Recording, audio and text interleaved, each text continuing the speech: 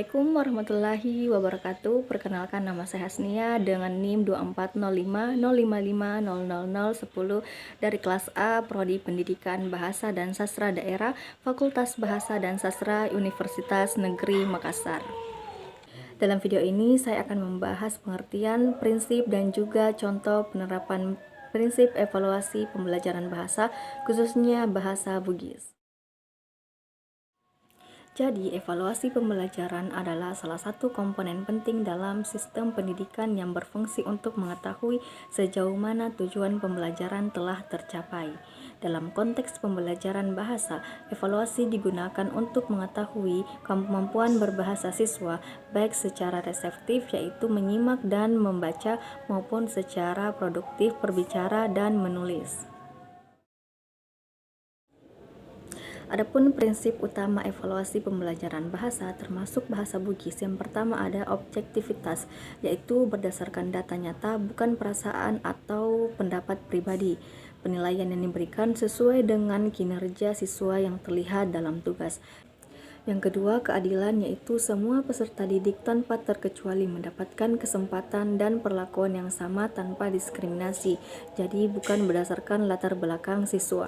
Yang ketiga, komprehensif atau menyeluruh, yaitu mencakup seluruh aspek keterampilan seperti menyimak, berbicara, membaca, dan juga menulis.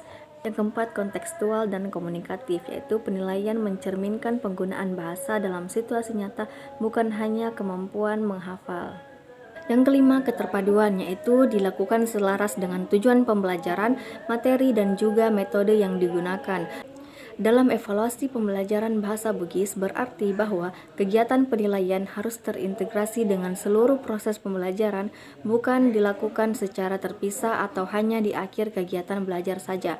Dan yang keenam ada reflektif dan edukatif, yaitu hasil evaluasi digunakan sebagai bahan refleksi guru dan siswa untuk memperbaiki proses pembelajaran berikutnya. Contoh penerapan prinsip evaluasi pembelajaran bahasa, khususnya bahasa Bugis, dilakukan dengan mengintegrasikan berbagai aspek penilaian agar mencerminkan kemampuan siswa secara utuh. Yang pertama, prinsip objektivitas, yaitu diterapkan dengan menggunakan rubrik penilaian yang jelas dan terukur.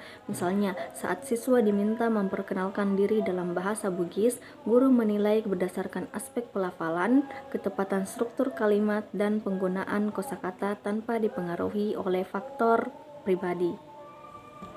Yang kedua, prinsip komprehensif, yaitu diwujudkan dengan menilai seluruh keterampilan berbahasa, menyimak, berbicara, membaca, dan juga menulis. Sebagai contohnya, siswa diminta mendengarkan cerita rakyat Lagaligo, kemudian menceritakan kembali isi cerita secara lisan, membaca teks terjemahannya, serta menulis ringkasannya dalam bahasa Bugis.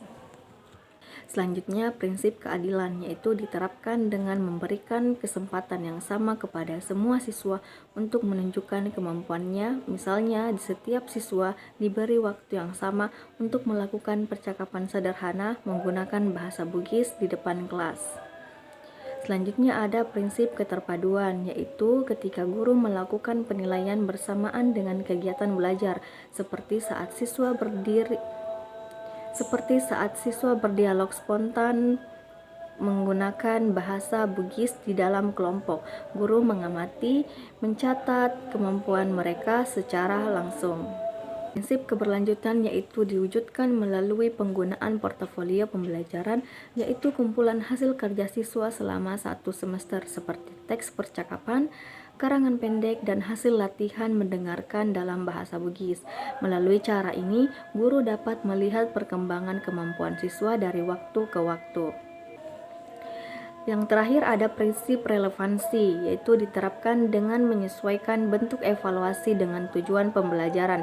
Misalnya, jika tujuan pembelajarannya adalah siswa mampu berinteraksi dalam bahasa Bugis di lingkungan sekolah, maka evaluasinya berupa praktik percakapan, bukan tes tertulis. Cukup sekian materi yang saya bawakan. Terima kasih sudah menyimak. Sampai jumpa. Wassalamualaikum warahmatullahi wabarakatuh.